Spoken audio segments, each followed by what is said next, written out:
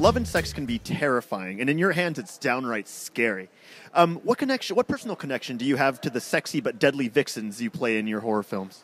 Love and sex can be terrifying? To some people, you know. That's like life. That's the good part of life, love and sex.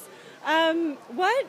I'm just wondering, what connection do you feel to the characters you've played in your husband's films? Well, I'm connected to all the characters. They, because they become a part of me.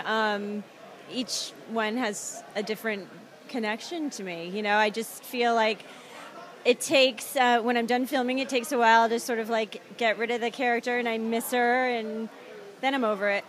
Mr. Phillips, Daniel Villarreal, Advocate.com. A quick question. People liked the Geico Caveman and Rob Zombie's films for about the same reason. They're both kind of unusual characters and outsiders who end up coming in modern-day society.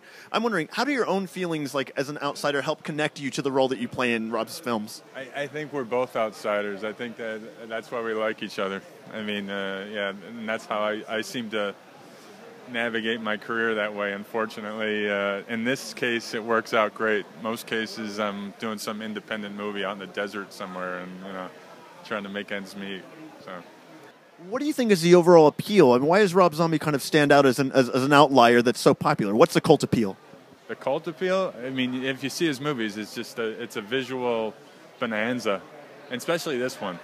This one, he went full throttle. So, I hope you go there. You're going to go, right?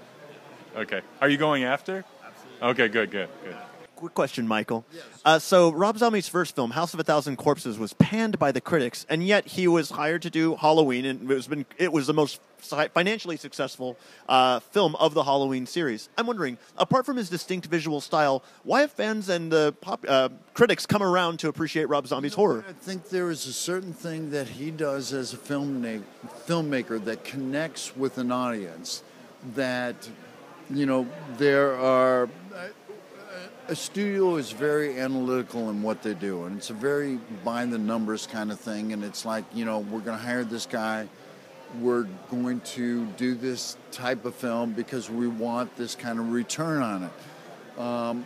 Rob is outside of the box, and he's got a very hardcore group of fans that are really into what he does, partially what he does because of music, and partially that are enamored of what he does as a filmmaker.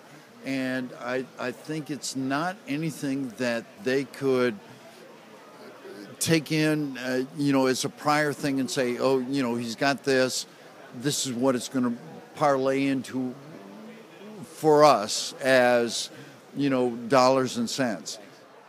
Mr. Zombie, Daniel Villarreal from The Advocate. Hey, you seem to revisit the trope of ignored outsiders who come back and end up wreaking havoc on society. I'm wondering, what compels you to revisit this recurring theme in your work?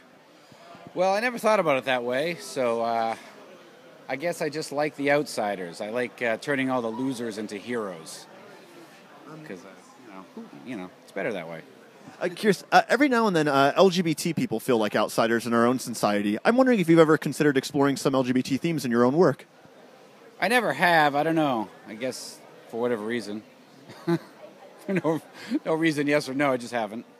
Someone told me today that you wrote an article for Instinct.com about gay issues. Is that true, or is that just a rumor? That's just a rumor. I don't even know what Instinct.com is. Okay, well, thank you very much.